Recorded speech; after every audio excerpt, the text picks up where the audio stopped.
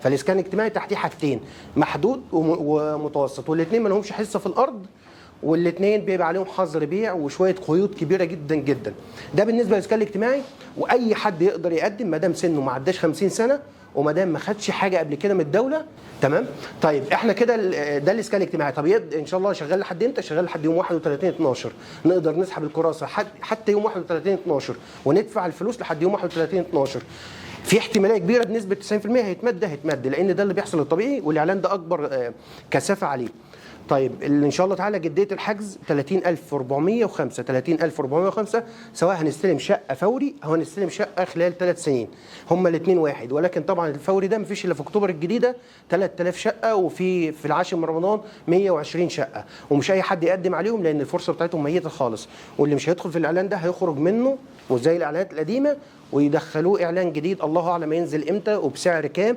ده بخلاصه يعني، فحضراتكم معاكم براحتكم خالص، واول واحد زي اخر واحد، اول يوم زي اخر يوم لحد يوم 31/12. ده بالنسبه للاسكان الاجتماعي. سكن ودار وجنه شغال برضو كذلك الامر، والاسكان المتميز موجود في القاهره في مدينه بدر فقط، عشان ما فيش تاني محدش يدور على حاجه رخيصه في الاسكان ده الا في مدينه بدر.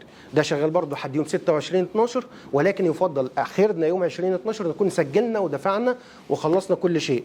ده الطرح الثاني اللي شغال حاليا، وده طبعا السعر الاعلى والمميزات بتاعته اعلى واعلى من ناحيه السعر، ولكن مميزاته اعلى برضه بكتير من الاسكان الاجتماعي. المشروع الثالث اللي شغال حاليا قطع الاراضي. قطع الاراضي شغاله لحد يوم 6/1/2025 6/1. معانا برضه لحد يوم مثلا 1/1 نقدر نسجل ونقفل الدنيا عشان الموقع يستجيب معانا وتبقى الامور سماعه.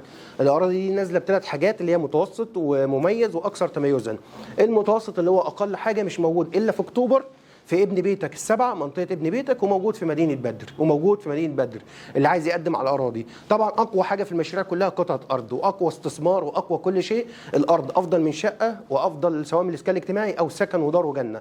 قطع الاراضي ممتازه جدا جدا، يعني لو واحد معاه جديه حجز بس يقدر يدفعها، ده هو مش يقدر على اي حاجه، يقدر يدفع جديه الحجز بس وهيكسب فيها مكسب محترم جدا جدا لو ربنا جعل له نصيب وفاز بيها.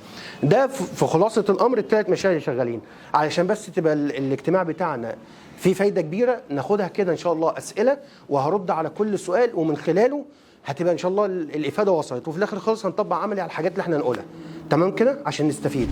تمام، اتفضلي يا فندم الاسئله بتاع حضرتك. تمام. انا بصراحه كنت محتاره بين حاجتين اللي هو سكن مصر والاراضي، بس انا لما نزلت على ارض الواقع لقيت الاراضي سعرها زي يعني لما انا اشتريها من اي حد. تمام. لانه بتدفع، هي ليك الحق اكتر حد هيدفع، صح؟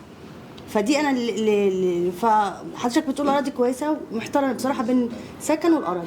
طيب احنا كده في سكن ودار وجنه، والسؤال ده هيفيد الكل ان شاء الله. ماشي، خليه قدام حضرتك مفيش مشكله. بالنسبه ان شاء الله للسكن ودار وجنه هو اللي بيبحث عن شقه.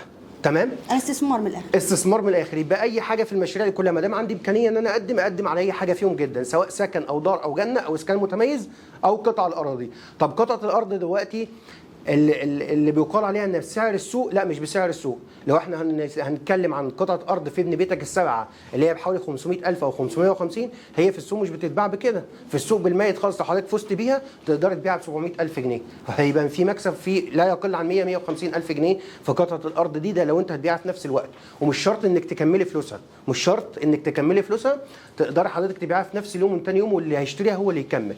تمام، وده شغال ومطلوب جدا. في مدينه بدر كذلك الامر، بس هي قطعه الارض في بدر اعلى شويه، بتوصل ل1,100,000 لحد 1,300,000، وبرضه مطلوبه جدا. الميزه في قطع الاراضي دي انها متبقيات مش طرح جديد، موجود في المدن اللي هي كانت طروحات زمان وخلاص جاهزه للسكن، جاهزه لكل شيء، ودي حصر. الحاجه الوحيده اللي اتاكدت منها وسمعتها اللي حضرتك بتتكلمي عنها في العاشر من رمضان. العاشر من رمضان سعر الاراضي هناك في واقع المدينه قد تقارب الموجوده من طرح الدوله، بل بالعكس هي هناك افضل في الطرح العادي، لان الطرح العادي هو خدها بنظام القرعه في القسط على 3 سنين. هتلاقي واحد مثلا لسه عليه قسطين، ففي اريحيه في السداد، في واحد عليه 3 اقساط، في واحد عليه قسط. اما الشغل بتاع اللي هو مسكن ده قائم على اعلى نسبه استكمال. يعني ايه اعلى نسبه استكمال؟ يعني احنا هنقدم على قطعه الارض كل واحد بالفلوس بتاعته عادي جدا. انا هقدم مثلا ب 25,000 اللي هي المتوسط، ولو واحد عايز يقدم ب 100,000 على المميز. كل واحد قدم دفعه جديه حجز. لما يجي يوزع الاراضي دي هيوزعها ازاي؟ انت تقدر تسدد من ثمنها كام لما تفوز بيها؟ تقدر تسدد من ثمنها كام؟ واحد هيقول انا هسدد 70%، واحد هيقول انا هسدد 60%. اللي هسدده ده هو اكنه المقدم بتاع القطعه، والباقي اقسطه على 3 سنين، لان ده اصلا نظام القسط بتاع الاراضي على 3 سنين، 3 اقساط متساويه كل سنه قسط، كل سنه قسط. فهنا بيقول لك انا حضرتك لو هتدفع لي 50% يبقى ال 50% هقسمها لك 3 اقساط متساويه على 3 سنين. طيب التجار بقى من الاخر عارفين القصه دي كويس جدا، تجار الاراضي هم شغالين على القصه دي، بيدخلوا على الاراضي دي بياخدوها ما شاء الله وبيبيعوها بعد كده سواء استثماري او يبنوها عمارات وهكذا. الفكره اللي انا عملتها اللي هي مبادره انجاز شقه بسعر التكلفه، هي جت من هنا، جت من القصه دي، ان احنا نقدم باكبر عدد ممكن على قطع الاراضي ونفوز، ففوزنا بيها بالسعر الصفري اللي هو سعر الهيئه نفسها، معلوش اوفر برايس، ونبدا نبنيها، فيبقى الموضوع بسيط جدا جدا في التكلفه. فالشاهد من الموضوع عشان نقدر ننافس على القطعه دي لازم نحط نسبه استكمال 100%. يعني انا هدخل اخدها كاش، مش في كل المدن طبعا، ده في المدن اللي عليها اقبال زي اكتوبر وزي بدر مثلا.